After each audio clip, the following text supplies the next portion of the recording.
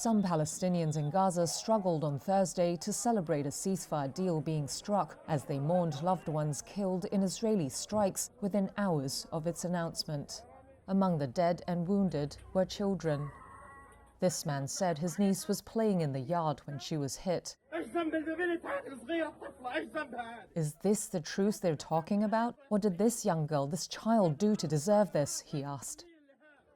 The complex ceasefire and hostage exchange agreement between Israel and militant group Hamas is set to take effect on Sunday. It was mediated by Qatar, Egypt and the US following 15 months of bloodshed that devastated the Palestinian enclave. But following its announcement on Wednesday, Israel intensified strikes on Gaza, residents and authorities said, killing dozens overnight. The Israeli military is looking into the reports, a military spokesperson said.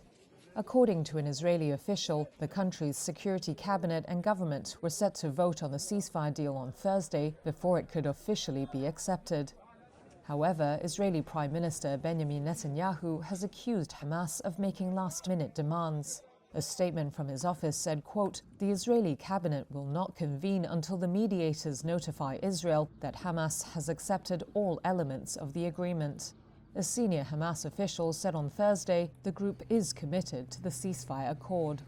Hardliners in Netanyahu's right-wing government were still hoping to stop the deal, with some ministers threatening to quit their posts, though most ministers were expected to back it. In Gaza, meanwhile, residents are holding their breath for a change in their circumstances. This woman said her feelings about the truce were indescribable.